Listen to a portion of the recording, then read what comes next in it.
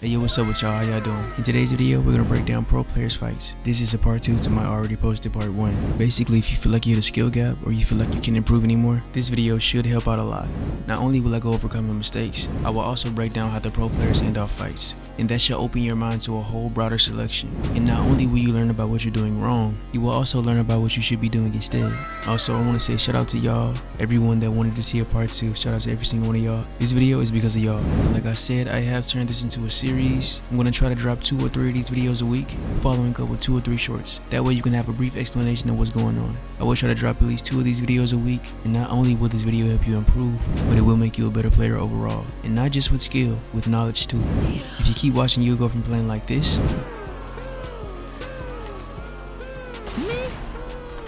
to this. Without any further ado, let's get inside. Okay, first of all, I'm going to teach you how to pressure like Peterbot. If you don't know how to do it correctly, you might lose fights or you might not end them as fast. Also, I noticed a flaw in my last video. I didn't really stamp the main details about what was going on, but in this video I will. He starts off spraying and breaking every freshly built build while also tracking through the builds. Notice how he's not mainly focused on the person and he doesn't have his mindset on just taking builds. He's mainly stalling and trying to pressure him into making a move he can predict. Notice how he keeps his shotgun out while the other person builds up. That way if they choose to edit, he can get a free shot. Now look at how he fully covers himself up while going for hype, and how he's not fully committing and standing fully on a build. What I mean by that is look at how he stops and doesn't run all the way up the ramp, and that's because he didn't know if he was going to get the builds or not. If you're building up and you don't know if you're going to get the builds or not, at that point it becomes a gamble. In these situations you don't want to fully commit, so you only go halfway, and that's exactly what he did. And notice how he didn't go out far and hug more to the wall. That way he's almost virtually invisible. And then he wraps around and does this beautiful sprint side jump, and then the player drops down because he realizes he can't stop him from coming up. And then he boxes up and reminds you this box is freshly built. That means it won't be that hard to break into. And then he phases his builds in, assuming he would drop. So he decided to put a wall down early and edit it. That way when he did drop, all he would have to do is just shoot, and he wouldn't waste time on editing. The key things to remember is that he kept up the momentum, while at the same time, not letting him get a chance to get a shot on him. You never want to give them a chance to read you, because when they read you, they can retaliate and get just as much damage back on you. So don't be predictable and force them to make mistakes that you can read. Next up, we have a similar situation. What to do after opening damage. You see, after Peterbot got a beam on this player, notice how he's using the bat to help him close the distance. He used the zip line to break the builds because, of course, if you're on the zip line, it insta breaks builds. And then he uses the bat again to drop down, and he goes in to break the most awkward wall. You want to work your way from the inside, not around. Because once you target from outside, that's exactly where they plan to go. But if you attack from the inside, you force them to make new boxes. And if they don't make enough, that's another chance for you to break in. Okay, now I'm going to break this down into more detail because I feel like that wasn't enough. Do you see how he's breaking into this box from this inside area? What I mean by inside is the most covered up area that was freshly built. When he goes in from this angle, the other player doesn't have many options. Any way that he goes out, he's going to leave a wall weak. He can go out to the right side, the left side, the front, or even below. But once he edits out and goes down, everything is weak. And that's exactly what you want to keep following, those weak builds. Either you shoot and make a build weak, or you just keep attacking the most weakest builds in the most awkward position that limits and exposes all of their escape routes. So basically, if he was on this wall, the player would go all the way over here. And same for every other side, he would go just to the opposite direction. But since he's right here, there's nowhere that he can go that will make a proper gap. Because since he's right here, no matter which way he goes, all he has to do is break this wall, and whatever wall he went out of is easily one shot. You see how the floor is one shot? He can easily break through it. And then he just tracks him, breaking every single build he places until he eventually gets the kill. Notice how he's only using his weapons. Now I'm going to teach you how to defend yourself, but from the attacker's POV. I'm going to tell you everything his opponents did wrong. How a fight starts really doesn't matter, it's all about what you do next. And his opponent did something extremely wrong. First of all, when he got shot, he did pretty good stopping him at the moment. But when he got stuck and he couldn't get to him, that was his time to make as much space as possible. Really all you need is 2 boxes back and 1 box to the left or right. That's all you need. But him, he sat in that box way too long. And when you're weak like that, you don't want to make any plays. Of course, you can always try to return damage, but like at the moment and in the position he's in, that was never going to work. He was just going to get his wall taken or he was going to get pre-fired. So make sure when you get in these situations, you get back and make 3 boxes, 2 back, 1 to the left or right. And whichever wall they get on, you play back from it while focusing on nothing but healing and keeping your shotgun out. But him, he took way too long sitting in one box. He gave him time to take over. He had plenty of time to make more boxes. but he just didn't do it. But now it's time to break into Reet's gameplay. He dropped a 20 bomb on stream in a solo cash cup, and plus he also made a video of it himself. So if you don't watch the actual gameplay, just go to his YouTube channel. But anyways, let's get into it.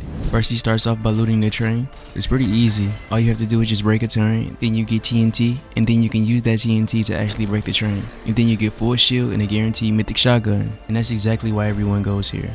And then someone pulled up on him and he got the easy kill. And then as he rotates, he sees footsteps and he builds up and goes for opening damage. One thing about a pro is that they'll start off a fight super aggressive so they can get opening damage. If they get that opening damage, they can start off that fight being aggressive. And then they become the aggressor, all because they got the first tag. You never want to start off a fight with them getting the first tag. You want to always be the person to get opening damage every single time so you don't have to play defensive. Playing defensive is way harder than playing aggressive because you're weak, and if you get shot once, you're gonna die. But if you secure that first tag and you get big damage, all you have to worry about is reading them and getting one more tag. And that's how you end fights as fast as possible. It would take way longer to kill somebody if you're playing defensive. Notice how when he's applying pressure, he's not standing directly in front of the wall. So if he does go for a window or a right hand peek, he will be on the safe side. And then he continues to be aggressive. Honestly, right here, he should have just sprayed and used a shotgun, but he didn't. He used his pickaxe, and then he got pre-fired really hard. Reminds you, once he got hit, he automatically boxed up. You want to never waste time. As soon as you get hit, box up as fast as possible. Because if you don't, and let's say they had a lot of HP, they can just continue to rush you, or they can get some nice exit control on you, and that's what you don't want.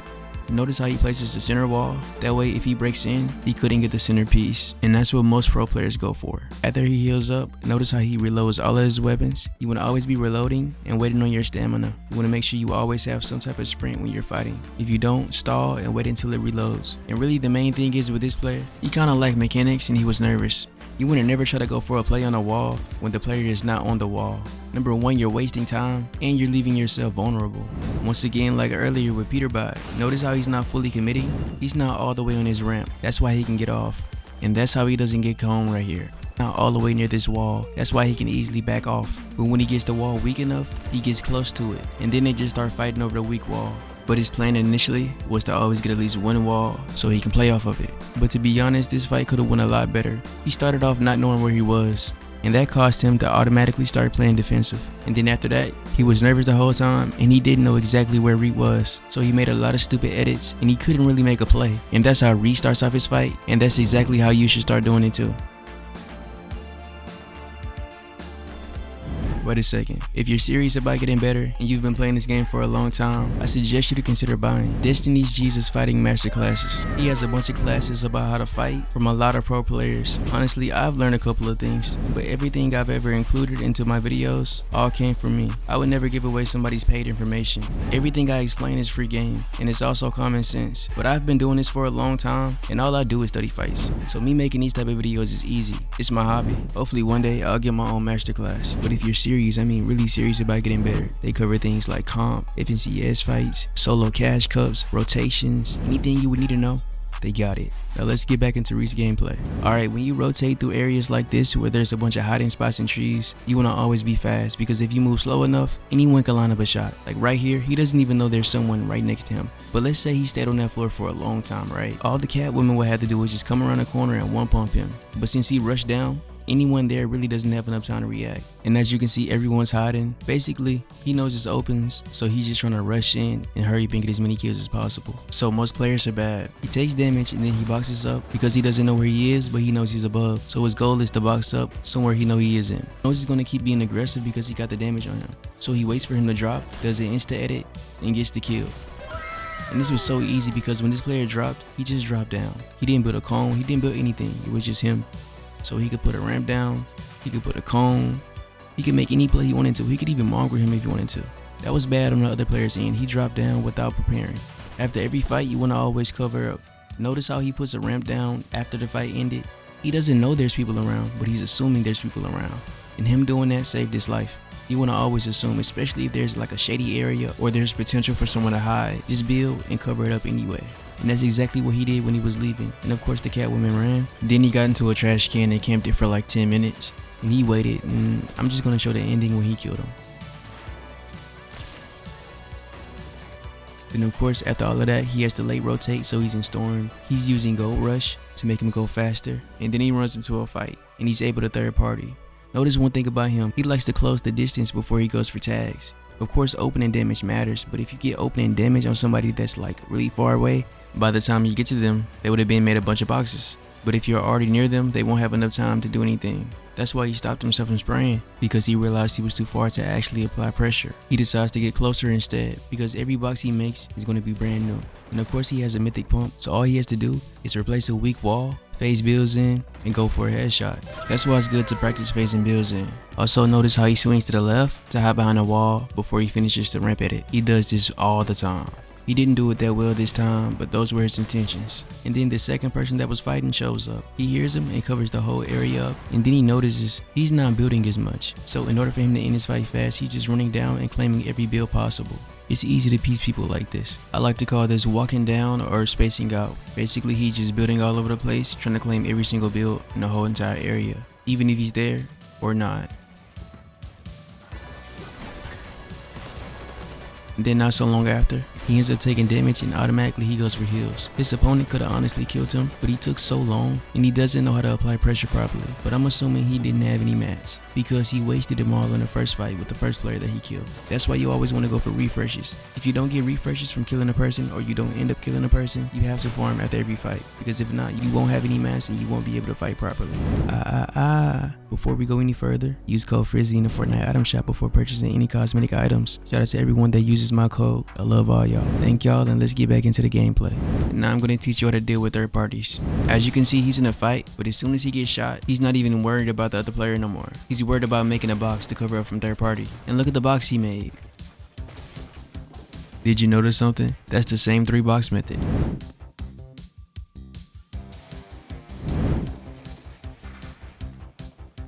And then he realized his opponent was in a fully wooden box that was easy to jump on. Of course, his opponent thought he was just going to sit in the box, but that's exactly why he decided to leave it, to throw him off. And another thing that helps is to position yourself on the other side of the builds, away from the third party. That way, if the third party continues to spray, he's on the opposite side. Next up, we have pressuring in buildings. As you can see, his opponent was hiding inside the house behind the door. You can either force a ramp or cone in here and edit the cone, or just edit the ramp. But forcing the build in will mess up the position of the other player, and then they won't be able to adjust to the ramp that lifted them up, and that gives you time to shoot them. Notice how he's spraying every single build, and he's bent around almost every corner. That way, if he does decide to get out the box, he will be ducked off to the side, just enough for him to react first. Also, he can replace these builds without being seen. He's just hugging from underneath. Next, notice what he does when he's on this person's wall. He puts a wall up top just in case he edits out on him, and that's how you eliminate potential options before they happen. And then he ends the fight by chasing them and taking his wall.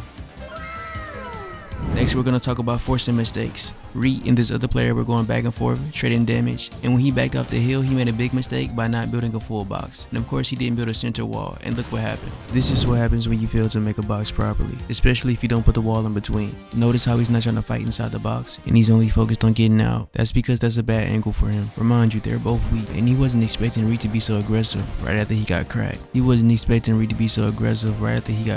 And that's what made him so nervous in the first place. Because when someone's weak, they will play defensive, right? But not Reet. And he ended up running into his own box, and that caused him to lose the fight. Of course, he didn't know he was going to run into an open box, but he kept pressuring him so much that a mistake was bound to happen. Next, I'm going to show you how OP movement is and how to not approach a fight. This Tomb Raider is actually a really good player, but the simple fact that he didn't make up for the movement and the possibility got him killed. Right here in the beginning, he put himself in a bad position. He was rushing a player, and the player that he rushed left, but he didn't even apply enough pressure. When he rushed, he didn't realize he pitched himself between a mountain, a tree, and old builds from the last player. He didn't have enough space to actually make any moves. His only choice and option was to either go back, but it would be a tight fit, or go up, which is the most clear way. First of all, he wasn't even supposed to be right here to begin with, but that was just a simple mistake. When he rushed the first player, he was supposed to make his own space, not claim already claimed space. Then notice how when he went for this edit play, he assumed that Reet was going to stay right here in this area, but instead, Reet used movement to jump to his whole entire blind spot. But this would have been better if he would have built the wall right on his right side as he was dropping, and that would also be you making up for possibilities, but he didn't. And this is what it looks like from Reet's perspective. He cleaned the fight up with some good AC control from an unpredictable blind spot.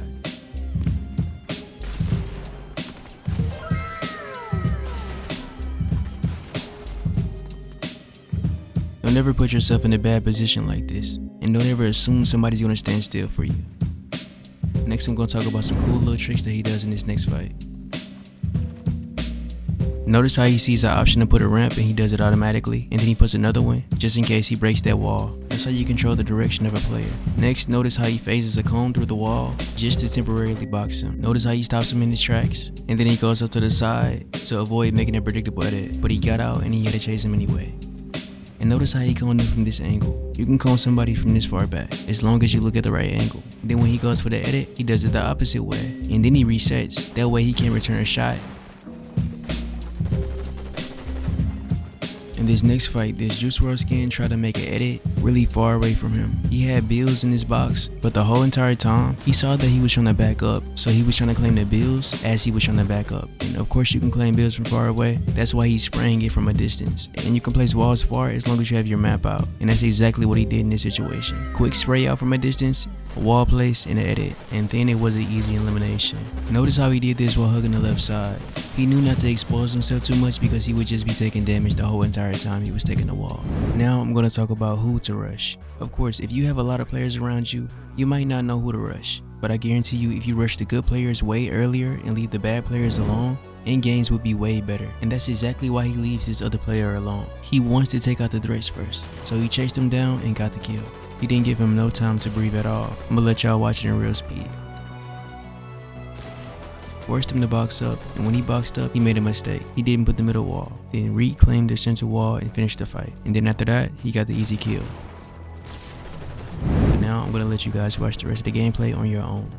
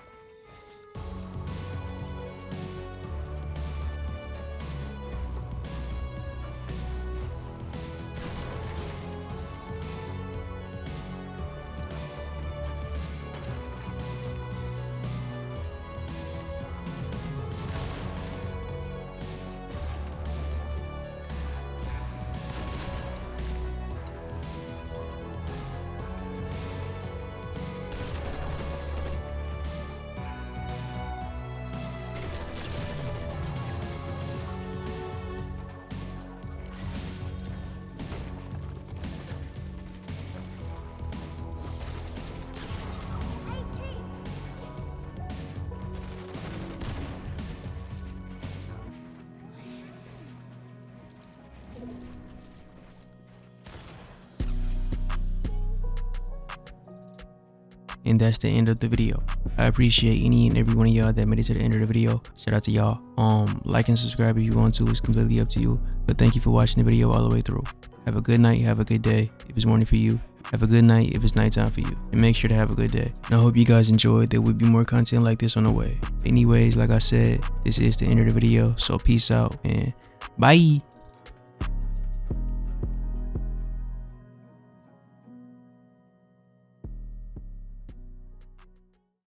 Ay, ay.